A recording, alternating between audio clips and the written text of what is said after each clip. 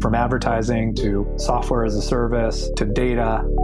Across all of our programs and clients, we've seen a 55 to 65% open rate. Getting brands authentically integrated into content performs better than TV advertising. Typical lifespan of an article is about 24 to 36 hours. If we're reaching out to the right person with the right message and a clear call to action, then it's just a matter of timing. Welcome to the MarTech Podcast, and I Hear Everything production. In this podcast, you'll hear the stories of world-class marketers that use technology to drive business results and achieve career success. We'll unearth the real-world experiences of some of the brightest minds in the marketing and technology space so you can learn the tools, tips, and tricks they've learned along the way. Now here's the host of the MarTech Podcast, Benjamin Shapiro. Welcome to the MarTech Podcast. I'm your host, Benjamin Shapiro, and today we're going to discuss why digital marketers should adopt programmatic advertising now. Joining us is Vitaly Pecherskiy, who is the COO of StackAdapt, which is a self-service programmatic advertising platform used by hundreds of brands and agencies around the world. StackAdapt's data-driven platform combines state-of-the-art machine learning with a clean and intuitive user interface to provide media buyers with an easy way to plan, execute, and drive the best performance across all inventory and publishing partners. Yesterday, Vitaly and I talked about why programmatic advertising is actually growing, and today we're going to continue the conversation talking about contextual targeting's next level. All right, here's the second part of my conversation with Vitaly Pecherskiy, the COO of StackAdapt. Vitaly, welcome back to the MarTech Podcast. Good to be back.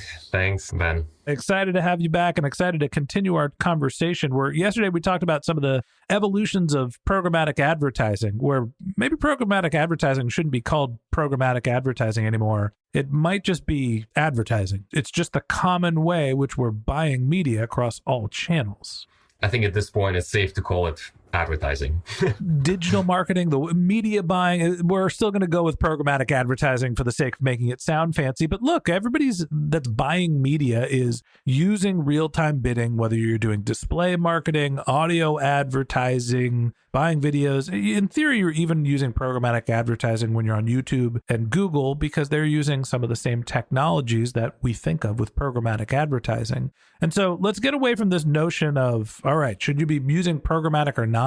You're going to figure out what's the right method and channel to deliver your media, but you really need to understand who you're targeting. The web is a big place. The world is a big place. There's lots of potential listeners out there. And if you're going to protect your budget, you need to be able to target effectively.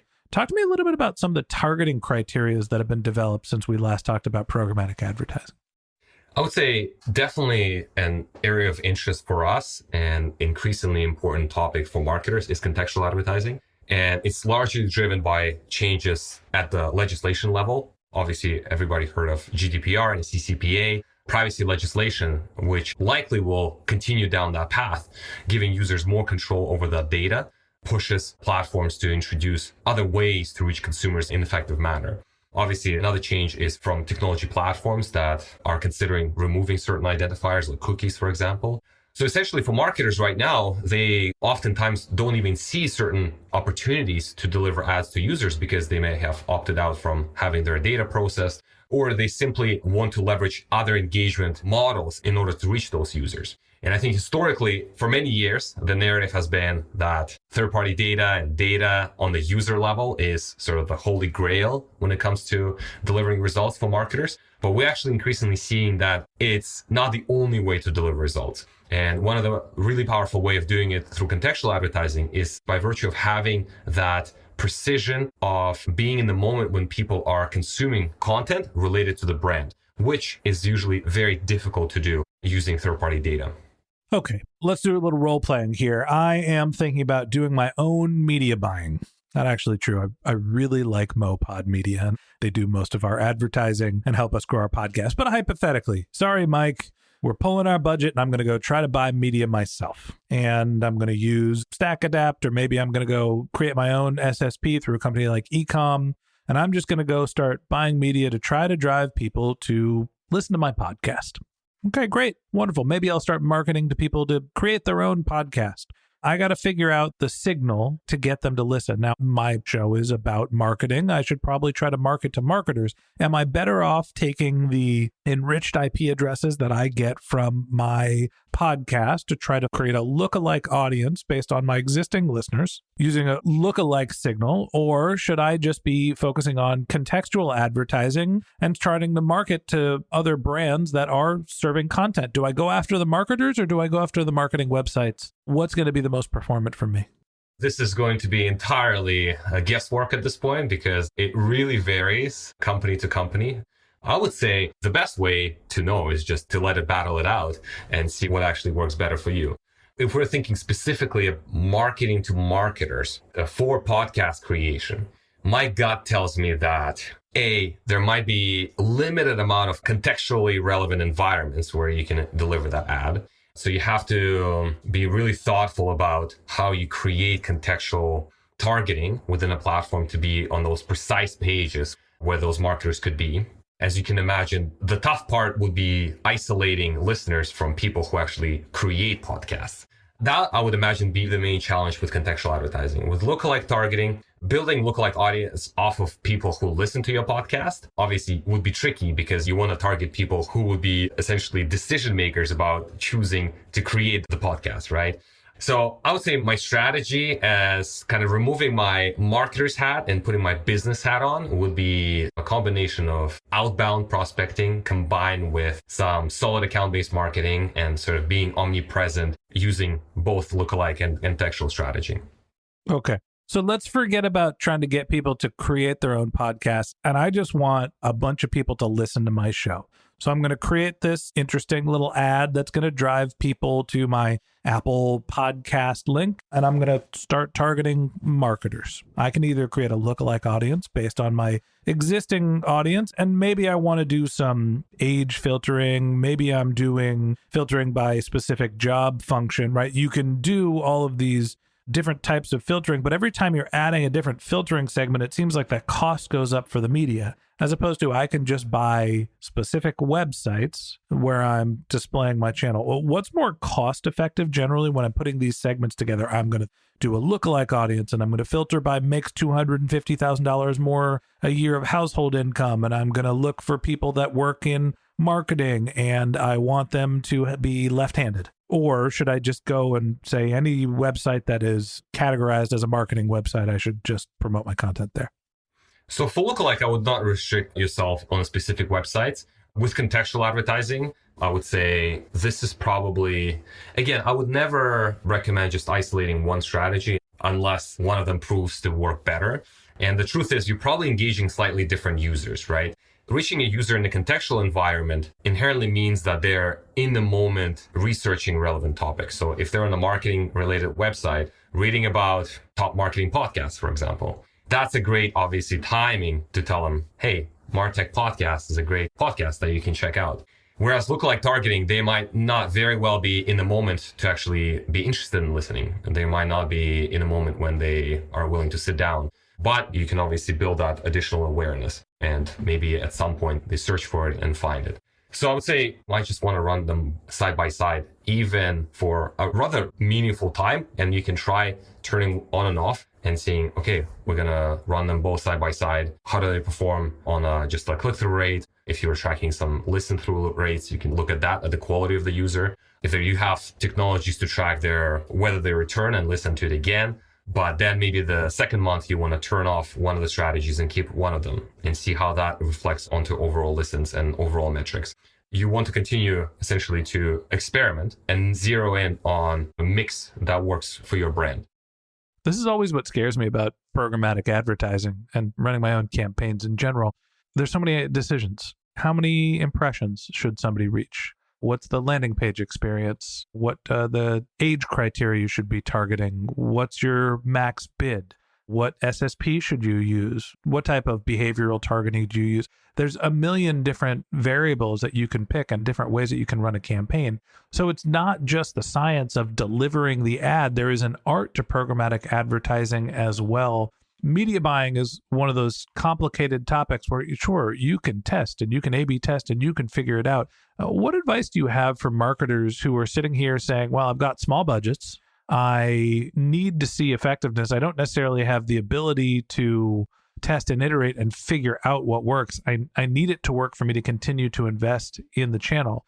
Are they better off going to a media buyer, or should they roll the dice and try to become their own media buyer and buy advertising direct? Marketing is no different, in my view, than just overall concept of building a business. And building a business, there's definitely bits of it that are scientific, but a lot of it is art. And there's definitely no way to make everybody successful in the business world. And marketing is just an extension of what a business needs to do to be successful, right? So absolutely, there's a healthy mix of having aptitude and tools and the team and resources to make it successful. So unfortunately, there's no shortcuts there, as much as we try to build them. If you're a marketer thinking of, do you want to outsource your marketing or do you want to in-house it? Both of these models can be successful.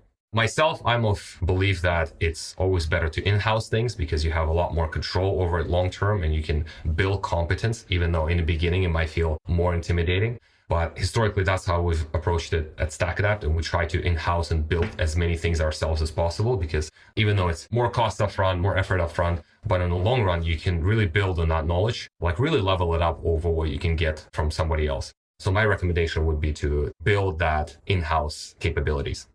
Try to figure out if you can buy your own media, understand what works as opposed to relying on paying somebody else to test it. At the end of the day, it becomes a math equation. I could pay a media buyer 20% on top of my media buy or a fixed retainer for a couple grand to go buy my media and use their experience. Or I can not pay them and try to figure it out myself. But I then have to go pay the platform fees and the media fees. Talk to me about what the platforms cost to be able to run a programmatic campaign. What do you guys charge at StackAdapt, and how does that compare to some of the other vendors around there? At the end of the day, whether you use platforms yourself or you outsource that cost, the technology piece costs the same for the most part. I think the piece related to outsourcing media buying, in order to evaluate it, maybe it might seem like obviously it's more expensive to outsource it versus in-house it in the short run. But I think one of the areas that fewer people think about, and this is why I think far from everybody has in-house. And if we time travel back to 2015, 2016, everybody was talking about in-housing media. And there was a sentiment that every brand will just in-house media buying and agencies will have no work in media. But the truth is, it has not happened, and that trend actually reversed, and fewer brands have that ambition to in-house it. And I think it's largely driven by the fact that it all comes down to people who operate these platforms. And if you're a brand looking to build this in-house capability, it needs to be very intentional, because if it's not intentional, then if suddenly you lose a resource that operates that platform, or you lose that endorsement from leadership, then essentially you're scrambling to try to find a backfill that gap in your organization. Whereas if you outsourcing, you have potentially more predictability in some ways. So to think about the cost of in-housing versus outsourcing, it's not as straightforward as saying, oh, I'm paying X number of percentage to my agency, so it's more expensive by this many dollars. I think there's also inherent risk in in-housing too. So to my point earlier, as much as I like in-housing things, that's a decision that has to be carefully evaluated and have proper leadership endorsement and leadership support to make that decision. At the end of the day, programmatic is just part of broader advertising strategy, and it's part of broader marketing strategy. So a decisioning about in-housing or outsourcing essentially comes down to whether you can realistically expect to be successful with your overall marketing strategy if you're using a mix of essentially outsourcing and in-housing, whereas you maybe in-house like a very thin sliver of some of these capabilities and you rely for everything elsewhere. So sometimes that decision could be that, well, there's just so many more capabilities that potentially are offered through a third party and a consolidated third party that it might be easier to consolidate through a third party.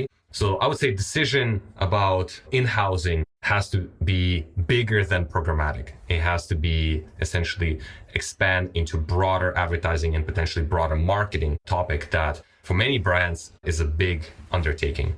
Each marketer has to make their own decisions on how they want to allocate their budget. If you're the type of person that can test and iterate and move quickly, and you've got the bandwidth to understand, learn, and be able to optimize campaigns, if that's your core skill set, there are great opportunities for you to buy your media at scale on the cheap On the flip side, lots of companies use media buyers. They use agencies. And sure, they're padding the price of your advertising because they need to cut a profit too. But it doesn't mean that they're not adding value. There is real learnings from having used the platform and understanding which levers to pull to drive efficiencies. It's each marketer's own decision how they want to allocate their budget. But at the end of the day, like we mentioned, programmatic advertising these days is just advertising. And that wraps up this episode of the MarTech Podcast. Thanks for listening to my conversation with Vitaly Pecherskiy, the COO of StackAdapt. If you'd like to get in touch with Vitaly, you could find a link to his LinkedIn profile in our show notes, or you could visit his company's website, which is StackAdapt.com. Just one more link in our show notes I'd like to tell you about. If you didn't have a chance to take notes while you were listening to this podcast, head over to martechpod.com, where we have summaries of all of our episodes and contact information for our guests. You can also subscribe to our weekly newsletter, and you can even send us your topic suggestions or your marketing questions, which we'll answer live on our show. Of course, you can always reach out on social media. Our handle is MarTechPod, MarTechPod, on LinkedIn, Twitter, Instagram, and Facebook, or you can contact me directly. My handle is Ben J. Shap, BenJShap. And if you haven't subscribed yet and you want a daily stream of marketing and technology knowledge in your podcast feed, we're going to publish an episode every day this year. So hit the subscribe button in your podcast app and we'll be back in your feed tomorrow morning. All right, that's it for today. But until next time, my advice is to just focus on keeping your customers happy.